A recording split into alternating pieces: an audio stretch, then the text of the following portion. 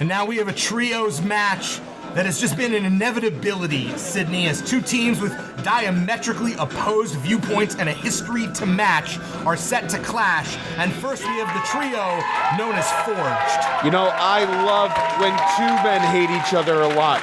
I love it when four guys hate each other.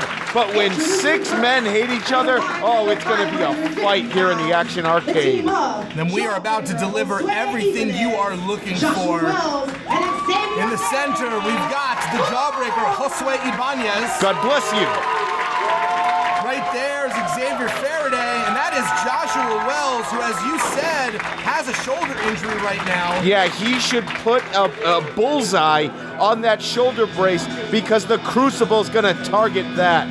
A lot of history here, and let's learn a little bit about what's brought us to this point. It's really messed up. It's messed up that Devantes jumped you in the street. Oh! It's more than that. It's like we've joined a cult or something. The rituals and the punishments. The fire reveals what the flesh conceals. How does no one know what's going on in there? Why do you think they run at 2 in the morning? No one is around.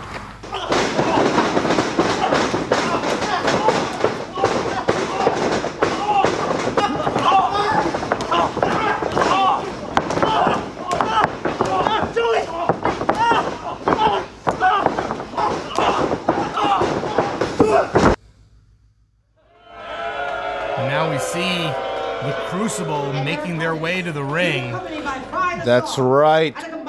Real men, real fighters. The team of Devantes Tunku Amir and Lance Steele. Crucible. And there, in the corner, in the blue and the gold, is the gem of the Crucible, Lance Steele. Next to him, the monster Devantes, and in the far corner, Tunku Amir, the man with the most to prove, because he's got a loss on his record and some things to make up to his boss, Ophidian. That's right. And Ophidian doesn't appreciate losses, so you're going to see a really fired up Tunku Amir here on the Action Arcade. Right now, JoSue Ibanez up against the far larger and more experienced Lance Steele. That's right, they don't call this guy the gem for nothing. And they don't call JoSue Ibanez the Jawbreaker for nothing neither. He's able to crack some teeth when he gets into a go of it. Nobody calls JoSue Ibanez. And look at Lance Steele just grabbing at the chin, but Ibanez now able to grab that thumb and break the hold.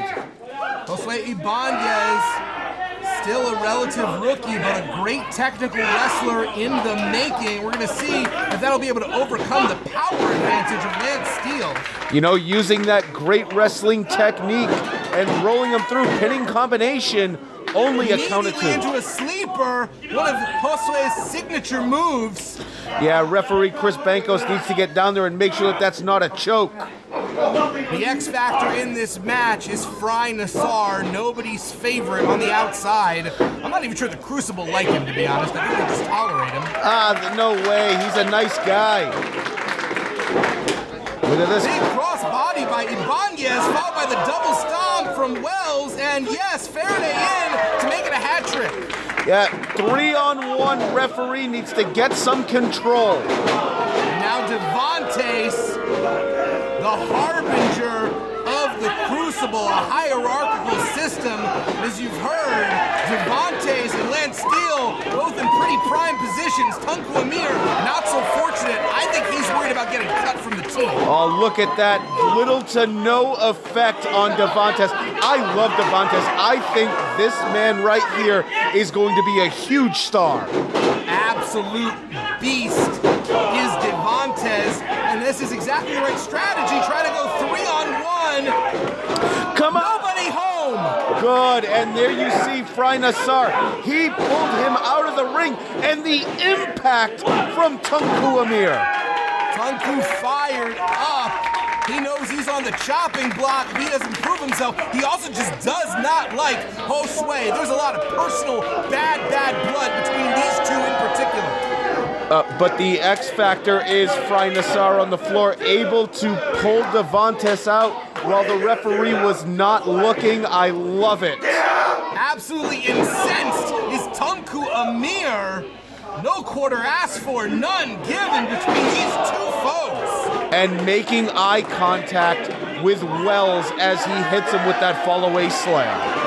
You see, Wells has limited his time in this match, and right now that distraction over there is proving to be a major negative for JoSue Ibanez. That's the inexperience of the Forge, because they were able to pull the referee over, his back was turned, and the Crucible took advantage. This is maybe, possibly, I hate to say, an error by Tunku Amir, taking a moment to play to the crowd instead of continuing the beatdown on JoSue. You know, when you look like Tunku Amir, you need to get those biceps and those deltoids and altoids. You need to get them working.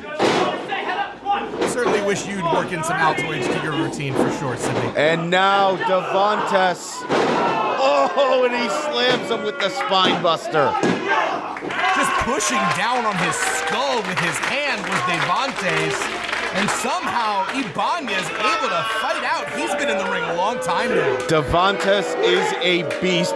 You know, I always say he reminds me of Maurice Talay with that big clothesline. Look how quick he was into the cover after the clothesline in question. He is not wasting any time. Maybe the most focused member of the Crucible, would you say? That's right, and probably the best looking. To each their own. As Lance Steele enters the ring, continuing to put the boots to JoSue Ibanez, who desperately has to either make a tag or just get out of the ring, which will in fact force a tag here in our lucha-style rules, but instead, Ibanez may have broken his hand on that chest plate. That's right, and now we see rolling through and a senton down. Caved in his chest, but unable to claim the prize was Lance Steele.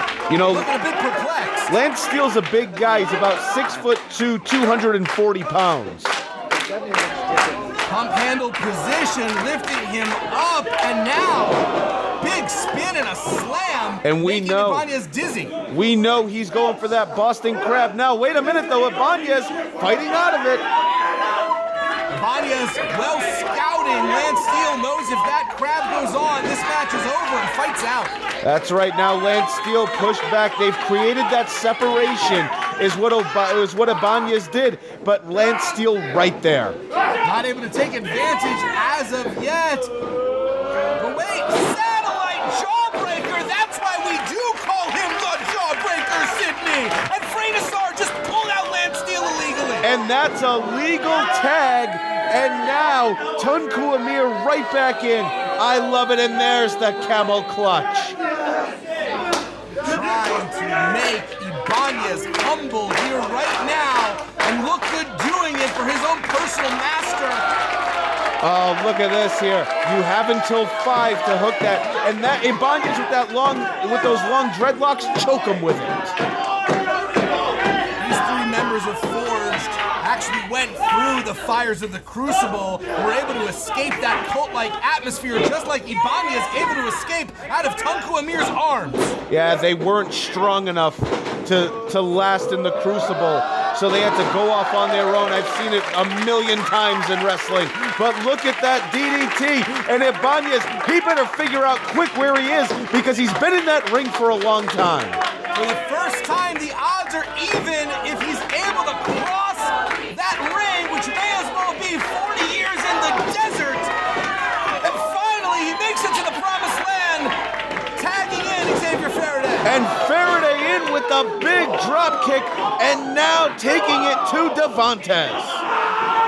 Maybe the most impactful member of Forge, landing on his feet, able to escape, stick and move offense, successful so far. He just hit Nassar on the floor. A flurry of strikes from Ibanez, now catching himself, and moonsault from the outside in. Absolutely astonishing. Unbelievable. There's Fraynasar. There is Fraynasar again. Now it's tug of war with Devantes. But Tunku Amir able to slam both feet down. Oh no. Wells trying to keep out of the fray as much as possible, but he knows he's got to get in. There's Fraynasar again. I'm going apoplectic. sticks, isn't he? I love it. That's what you do on the floor. And look at the impact from Amir. Sing a blade spins Faraday around and puts him down. And Tunku Amir just scored a vitally important win, maybe redeeming himself in the eyes of Ophidian. What do you think? Oh, absolutely. Ophidian is beaming. Let's take... Let's see it right here. Sing a blade. And down.